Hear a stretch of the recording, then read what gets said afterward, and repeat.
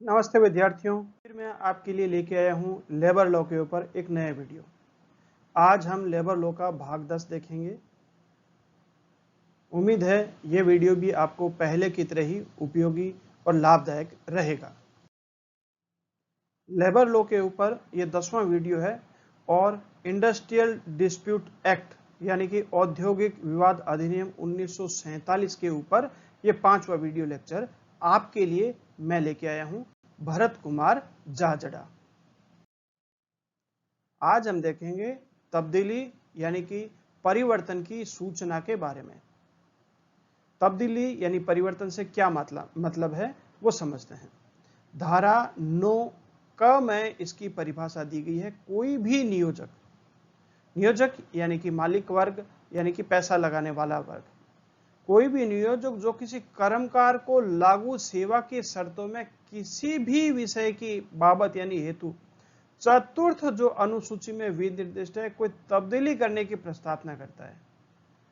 Industrial dispute act ने चौथी अनुसूची जो बनाई है उसके अंदर कुछ सेवा शर्तें तय की है जो कर्मकार के ऊपर लागू होती है और उनमें से किसी बाबत जो चौथी अनुसूची में लिखी है किसी बाबत अगर कोई व्यक्ति कोई नियोजक परिवर्तन करना चाहता है तो उसको एक प्रक्रिया से गुजरना पड़ेगा। उसके बारे में देखते हैं। क यानी कि सबसे पहला, ऐसे कर्मकार को जिस पर ऐसी तब्दीली का प्रस्ताव पड़ना संभाव्य हो, प्रस्तावित तब्दीली की प्रकृति की विहित रूप से सूचना दिए बिना ऐसी तब्दीली नहीं की जाएगी। यानी कि दूसरे शब्दों में कहेंगे कोई भी परिवर्तन करना है पहले उसको सूचना देनी होगी। ऐसी सूचना देने के 21 दिन के भीतर ऐसी तब्दीली नहीं करेगा, यानी सूचना देने के 21 दिन के बाद में ही तब्दीली यानी कि परिवर्तन करेगा। परंतु ऐसा कोई परिवर्तन करने के लिए जब उस दशा में किसी भी सूचना की अपेक्षा नहीं होगी जिसमें कि तब्दीली अधिकारी समझौते या अंतर्विष्ट के अनुसरण में की गई है, कोई परिवर्तन की सूचना देनी नहीं होगी। जब आपस में ही समझौता हो गया तो ऐसी स्थिति में माना जाएगा या कोई अधिनिर्णय यानी कि किसी श्रम न्यायालय ने या किसी ट्रिब्यूनल ने कोई निर्णय दिया, उस निर्णय के अनुसरण में अगर कोई तब्दीली की जा रही है, परिवर्तन किया जा रहा है, तब तो सूचना देना कोई जरूरी नहीं होगा, क्योंकि ऐसी स्थिति में माना जाएगा कि सूचना अपने आप पहुंची गई है, अन्यथा 21 दिन का नोटिस देना जरूरी होगा। तब्दीली अधिकारी समझौते या अधिनिर्णय के अनुसरण में अगर कोई भी करता है तब भी किसी सूचना की जरूरत नहीं होती है, ये हम देख चुके हैं। वे कर्मकार जिन पर उस तब्दीली का प्रभाव पड़ना संभव है, यानी जिन पर उस तब्दीली का प्रभाव पड़ सकता हो ऐसा लगता है, ऐसे व्यक्ति हैं जिन्हें फंडामेंटल एंड सप्लीमेंट्री रूल्स अर्थात मौलिक और अनुपूरक नियम, civil services classification control and appeal rules अर्थात सिविल सेवा नियम, सिविल सेवा वर्गीकरण नियंत्रण और अपील नियम, civil services temporary service rules और सिविल सेवा अस्थायी सेवा नियम, रिवाइज्ड लीव रूल्स अर्थात पुनरीक्षित छुट्टी नियम, सिविल सर्विसेज रेगुलेशन अर्थात सिविल सेवा विनियमन, civilians and defence services classification control and appeal rules अर्थात रक्षा सेवाओं के विनियमीकरण, वर्गीकरण, नियंत्रण, अपील नियम या भारतीय रेल स्थापना सहित या अन्य नियम या विनियम जो समुचित सरकार द्वारा शासकीय राजपत्र में इस निमित्त अधिसूचित की जाए लागू होंगे। जब भी कर्मकार के ऊपर कोई तब्दीली का प्रभाव पड़ना संभाव्य हो तो ऐसे व्यक्ति के ऊपर तब्दीली के बाद में कौन से नियम लागू होंगे, जो कि सेंटर गवर्नमेंट ने जो अभी मैंने नाम बताए जो स्क्रीन पे लिखे हुए हैं उनके अंतर्गत जो एक्ट आते हैं उस एक्ट में ही जो नियम लिखे हुए उसी के अनुसरण में ही नए नियम बनाए जा सकते हैं और इस तरह से कोई भी परिवर्तन किया जा सकता है, लेकिन उसका नोटिस देना जरूरी होता है 21 दिन का, उसके बाद ही कोई तब्दीली या परिवर्तन किया जा सकता है। अब हम देखते हैं छूट देने की सरकार की शक्ति के बारे में। धारा 9 में लिखा गया है कि जहां की समुचित सरकार की राय हो कि औद्योगिक स्थापनों के किसी वर्ग को या किसी औद्योगिक स्थापन में नियोजित कर्मकारों के किसी वर्ग को धारा 9 क के उपबंधों का लागू होना उससे संबंध नियोजकों पर ऐसा प्रतिकूल प्रभाव डालता है कि उस प्रकार लागू किए जाने से संप्रक्त उद्योग पर गंभीर प्रतिक्रिया होती है और यह कि लोकहित ऐसा अपेक्षित करता है वहां समुचित सरकार शासकीय राजपत्र में अधिसूचना द्वारा निर्देश दे सकेगी कि उक्त धारा के उपबंध औद्योगिक स्थापनों के उस वर्ग को या किसी औद्योगिक स्थापन में नियोजित कर्मकारों के उस वर्ग को लागू नहीं होंगे या ऐसी शर्तों के अध्ययन रहते हुए लागू होंगे जिन्हें अधिसूचना में विनिर्दिष्ट किया जाए। इसका अर्थ है कि धारा 9 कहती है कि कोई भी तरह की तब्दीली या परिवर्तन करना है तो सरकार को सूचना देनी होगी। अनुसूची 4 में जो बताए गए उन्हीं विषयों तक हो सकेगी और इसके अलावा अगर तब्दीली करते हो तो जो सेंट्रल गवर्नमेंट के कुछ रूल बने हुए उन्हीं रूल के अधीन ही करनी होगी।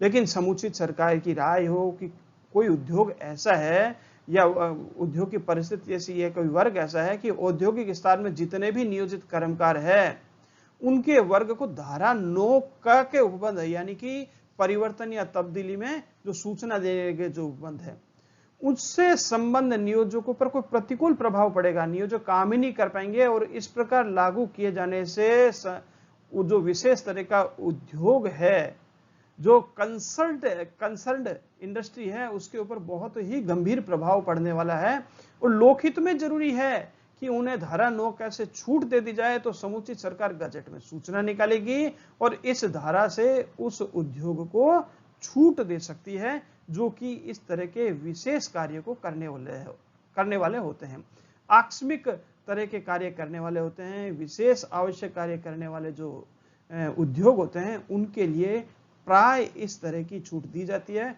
अन्यथा सामान्य तौर पर इस धारा का उपयोग नहीं किया जाता।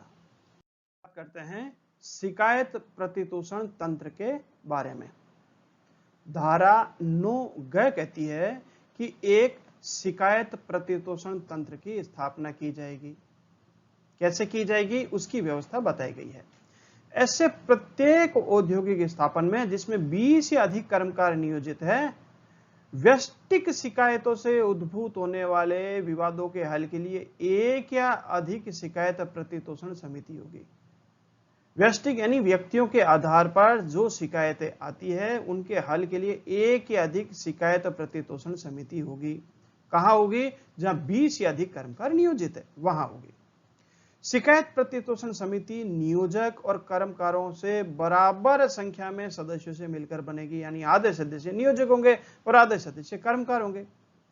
शिकायत प्रतितोषण समिति के अध्यक्ष का चयन नियोजक से होगा और कर्मचारियों में से आनुकल्पिक रूप से प्रत्येक वर्ष चक्रानुक्रम में किया जाएगा। अध्यक्ष का चयन नियोजकों से और कर्मकारों में से, यानी दोनों में से आनुकल्पिक बारी बारी से, एक बार नियोजक में से अध्यक्ष बना जाएगा, एक बार कर्मकारों में से अध्यक्ष चुना जाएगा और चक्रानुक्रम में ऐसा चलता रहेगा।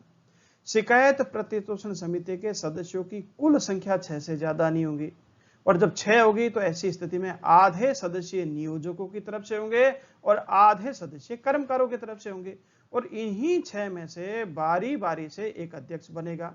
अध्यक्ष जो होगा एक बार नियोजकों की तरफ से बनेगा, 1 साल के लिए बनेगा, 1 साल उसका कार्यकाल होगा चक्रानुक्रम में और उसके बाद फिर अगले 1 साल के लिए जो अध्यक्ष होगा वो है श्रमिक वर्ग यानी कि कर्मकारों की तरफ से होगा, 1 साल के लिए होगा।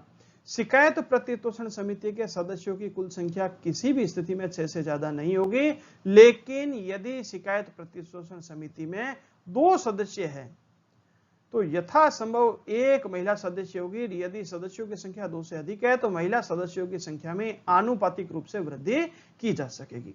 इसके अधिकतम सदस्यों की संख्या तो तय है, 6 सदस्य हो सकते हैं और न्यूनतम इसमें 2 होंगे क्योंकि कम से कम 1 सदस्य नियोजकों की तरफ से होगा और कम से कम 1 सदस्य कर्मकारों यानी मजदूरों की तरफ से होगा तो न्यूनतम इसके 2 सदस्य होंगे। जब 2 सदस्यों से कमेटी बनेगी तो उसमें कम से कम 1 महिला होनी जरूरी है, यानी दूसरे शब्दों में आधे सदस्य महिला होगी और अगर सदस्यों की संख्या बढ़ाकर 6 कर दी जाती है तो ऐसी स्थिति में महिला वर्ग की संख्या भी बढ़कर 3 हो जाएगी, यानी कि 6 सदस्यों में से अगर महिला उपस्थित है तो 6 में से 3 सदस्य महिलाओं से भरे जाएंगे। इसी तरह से हम इसमें आगे के प्रावधान देखते हैं। शिकायत प्रतितोषण तंत्र की स्थापना के बारे में धारा 9 की उपधारा 5 में लिखा गया है कि इस धारा में किसी बात के होते हुए भी शिकायत प्रतितोषण समिति के गठन से उसी विषय के संबंध में इस अधिनियम के उपबंधों के अधीन औद्योगिक विवाद उठाने के कर्मकार के अधिकार पर कोई प्रभाव नहीं पड़ेगा। यानी कि जो विषय शिकायत प्रतितोषण समिति के सामने रखा गया है उसी विषय के संबंध में अगर कोई औद्योगिक विवाद उठता है तो कर्मकार औद्योगिक विवाद का हल करने के लिए इस अधिनियम के जो प्रावधान है, जो अधिकार उसको दिए गए हैं, उसका इस्तेमाल वह कर सकता है। उसके इस अधिकार पर कोई असर नहीं पड़ेगा। शिकायत प्रतितोषण समिति व्यथित पक्षकार द्वारा या उसकी ओर से लिखित आवेदन की प्राप्ति पर 30 दिन के भीतर अपनी कार्यवाही को पूरा करेगी। शिकायत प्रतितोषण तंत्र का कार्य क्या है? जो शिकायत उसके पास आई 30 दिन के भीतर भीतर उस शिकायत का वह हल निकाले। और ऐसे कर्मकार जो शिकायत प्रतितोषण समिति के शिकायत से विनिश्चय से व्यथित है, यानी कि कर्मकार ने शिकायत प्रतितोषण समिति के सामने ग्रीवेंस रिड्रेसल मशीनरी के सामने अपनी शिकायत रखी और इस समिति ने जो विनिश्चय दिया उससे वो व्यथित है, यानी उसे वो पसंद नहीं आया या उसे लगता है कि इस विनिश्चय से उसके साथ अन्याय हो रहा है, तो शिकायत प्रतितोषण समिति के विनिश्चय के विरुद्ध नियोजकों को अपील कर सकेगा। यानी जो मालिक वर्ग है उसको कहेगा कि मेरे साथ सुनवाई नहीं हुई है, वह शिकायत कर सकेगा। और नियोजक ऐसे अपील की प्राप्ति की तारीख से 1 महीने के भीतर उसका निपटारा करेगा और अपने विनिश्चय की एक प्रति संबंधित कर्मकार को देगा। जब भी कर्मकार को शिकायत है तो पहले शिकायत प्रतितोषण समिति के पास जाएगा, 30 दिन का उसके पास समय होगा। 30 दिन के भीतर वो कार्यवाही को पूरा करके अंतिम निर्णय देगा और उस निर्णय से अगर कोई व्यक्ति असंतुष्ट है तो ऐसी स्थिति में वह वापस अपनी अपील कहां करेगा? अपील करेगा नियोजकों के पास में, और नियोजकों को फिर 30 दिन का समय होगा कि 30 दिन के भीतर नियोजक उसके ऊपर कोई निर्णय दे। इस धारा की कोई बात ऐसे कर्मकार को लागू नहीं होगी जिसके लिए संबंधित स्थापन में स्थापित एक शिकायत प्रतितोषण तंत्र है। यानी कि अगर अपने आप में विभाग ही ऐसा है कि वह पहले से ही शिकायत प्रतितोषण तंत्र की एक स्थापना की गई है, तो ऐसी स्थिति में इस धारा के उपबंध लागू नहीं होंगे। जो भी स्थापन है उसके ऊपर लागू होगा तभी जब पहले से बने वो। अगर पहले से वहां कोई भी किसी भी तरह का शिकायत प्रतितोषण तंत्र उपलब्ध नहीं है तो ये काम करेगा। शिकायत प्रतितोषण तंत्र ऑफिसों के अंदर छोटे मामलों में तो सफल रहा है, लेकिन बड़े मामलों में यह प्रभावकारी नहीं हो सकता। कारण यह है कि इसकी अपील कहां होती है? इसकी अपील होती है नियोजक वर्ग के पास, और नियोजक वर्ग के पास जब अपील होगी तो मजदूर जाते हुए संकोच करता है। मजदूर के मन में भय होता है कि क्या उसके पक्ष में निर्णय आ पाएगा अथवा नहीं आ पाएगा। इस भय के कारण से शिकायत प्रतितोषण तंत्र जो है वह इतना अधिक प्रभावी नहीं हो पाया है, लेकिन फिर भी इसका प्रभाव पड़ा है। प्राय देखने में आता है कि कोई भी ऑफिस के अंदर छोटे मोटे विवाद है, कर्मचारियों के आपसी विवाद है, किसी महिलाओं के साथ अभद्रता का मामला है, तो ऐसी स्थिति में शिकायत प्रतितोषण तंत्र की जो भी कार्यवाही होती है वह बहुत ही उपयोगी रहती है। ऐसा व्यवहार में देखा गया है। इस वीडियो को देखने के लिए आपका बहुत बहुत धन्यवाद। इस वीडियो को लेके आया था मैं भरत कुमार जाजड़ा। ये आपने लेबर लॉ के ऊपर 10वां वीडियो देखा था और इंडस्ट्रियल डिस्प्यूट एक्ट 1947 अर्थात औद्योगिक विवाद अधिनियम 1947 के ऊपर आपने 5वां वीडियो देखा। ये वीडियो भी आपके लिए पहले के वीडियो की तरह उपयोगी रहा होगा, ऐसी आशा करते हैं। समय के साथ एक और वीडियो लेके हम हाजिर होंगे, अगला वीडियो लेके हाजिर होंगे, उसमें फिर एक नई जानकारी होगी, नया विषय होगा। और तब तक के लिए धन्यवाद, नमस्कार, जय हिंद।